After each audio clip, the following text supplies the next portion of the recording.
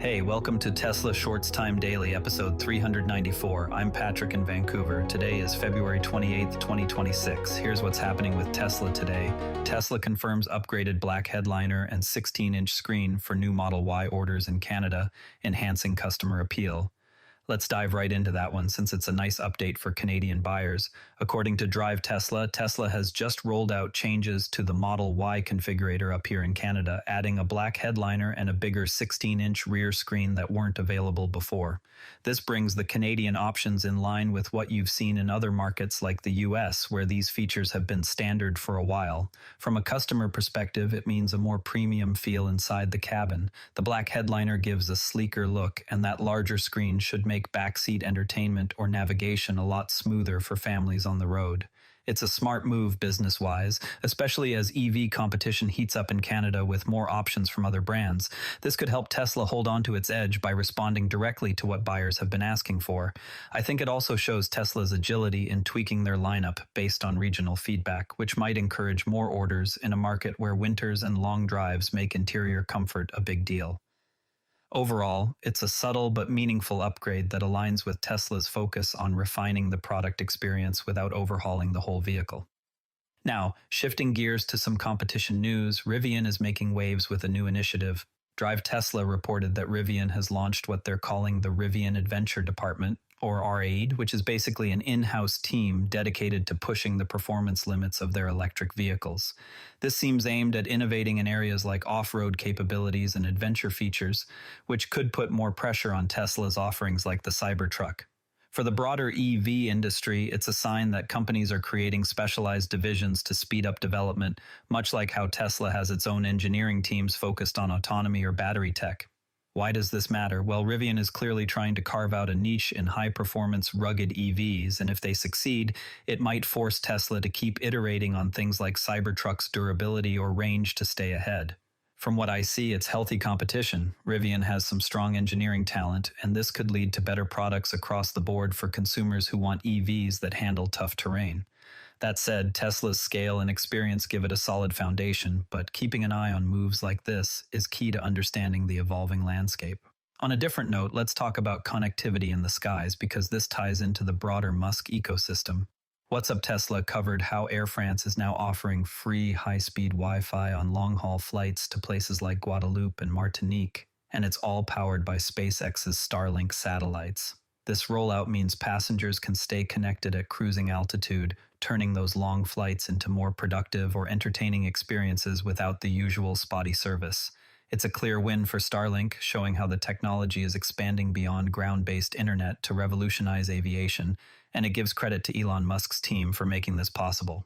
In terms of Tesla's world, it highlights the synergies between SpaceX and Tesla. Both are pushing boundaries in tech infrastructure, which could build overall confidence in these interconnected ventures. For travelers, especially in regions like France with overseas territories, this levels up the flying experience, and it might encourage more airlines to adopt similar systems. I find it thoughtful how this addresses a real pain point, being cut off mid-flight, and it positions Starlink as a game changer in global connectivity. Next up, something from internal records in Canada that's raising eyebrows about EV incentives. Drive Tesla got hold of documents showing that Transport Canada knew the IZEV rebate program was almost out of funds back in November 2024, but didn't warn the public before Tesla put in claims worth $43 million. This could mean Tesla doesn't get fully reimbursed, which affects how they plan sales and promotions in a market where rebates make a big difference for buyers. From a business angle, it points to the risks of depending on government subsidies. They're not always reliable. And this kind of oversight might slow down EV adoption if companies like Tesla have to adjust pricing on the fly. It's worth noting that Canada has been pushing hard for EVs, so this hiccup raises questions about how well these programs are managed to support the industry. For Tesla specifically, it might push them to advocate louder for more stable funding, but in the meantime, it could impact their strategy in subsidy-heavy regions. Overall, it's a reminder that regulatory environments can create hurdles even as the shift to electric vehicles gains momentum. Staying with product updates, there's exciting news on the Cybertruck front that's got owners buzzing. Tesla has started shipping the long-awaited range extender battery for the Cybertruck, which pushes the total range over 470 miles. This add-on directly tackles one of the biggest biggest complaints since the truck launched: limited range for long hauls, especially in areas without dense charging networks. It's generating a lot of positive chatter among owners, particularly those in rural spots who need that extra capability for work or adventures.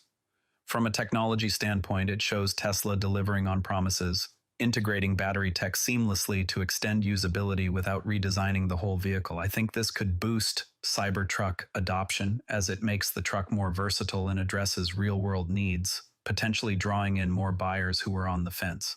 It's a thoughtful evolution, emphasizing how Tesla listens to feedback and iterates quickly.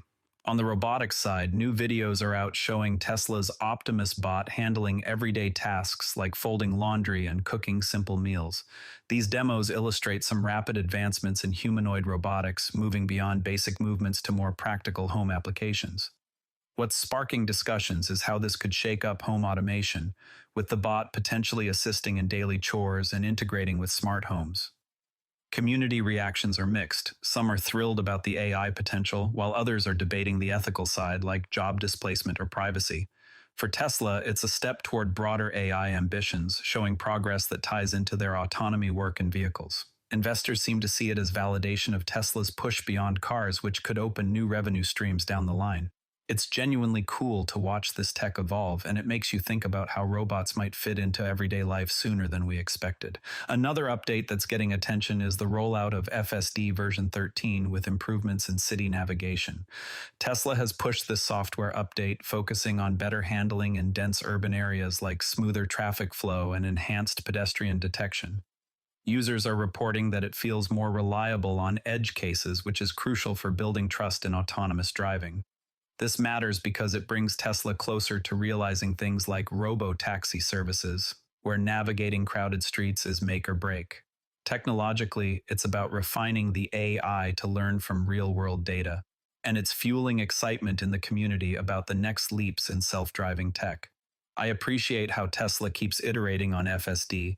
It's not perfect yet, but these incremental wins show steady progress towards safer, more capable systems.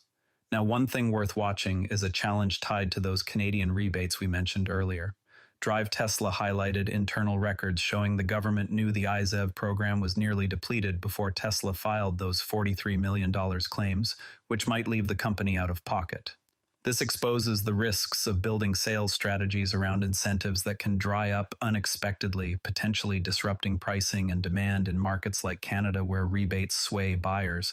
It's a legitimate concern because subsidies have been key to accelerating EV adoption, and any unreliability could slow momentum for Tesla and the industry. That said, Tesla is in a strong position to handle this. They've got deep brand loyalty and can emphasize the inherent value of their vehicles like efficiency and tech features, beyond just rebates. Plus, they've got experience lobbying for better policies, so expect them to push for renewals or alternatives to keep things stable. It's not catastrophic, but it underscores the need for more predictable support as the EV market matures. Taking a step back from today's headlines, let's apply some first principles thinking to Tesla's direct-to-consumer sales model, especially as the automotive retail world changes. The core question here is whether Tesla can keep succeeding without traditional dealerships while legacy automakers start testing direct sales themselves. Looking at the data, Tesla's approach saves about 15% per vehicle by cutting out middlemen, and in 2025, 80% of their sales were online compared to the industry's 30% average. However, regulatory pushback in some U.S. states is a hurdle, costing Tesla an estimated $500 million in lost opportunities each year. Tesla breaks it down to basics, focusing on customer needs, transparency, and efficiency, then rebuilds with tools like online configurators and company-owned stores that educate rather than pressure. They use data analytics to refine everything, avoiding markups and creating a smoother experience. In the end, this sets Tesla up for efficiency in a digital world, possibly forcing competitors to follow suit, though it means fighting legal battles to access more markets and drive innovation. It's a smart, foundational strategy that prioritizes the customer, and it could reshape how cars are sold overall. Before we go, tomorrow, we'll be watching for any updates on the IZEV rebate program's funding status and how Tesla responds to keep Canadian sales on track. That's your Tesla news for today. TSLA closed at $402.51, down $4.27, 1%. If you found this useful, a rating or review on Apple Podcasts or Spotify really helps new listeners find the show. You can also find us on X at Tesla Shorts Time. I'm Patrick in Vancouver. Thanks for listening, and I'll see you tomorrow.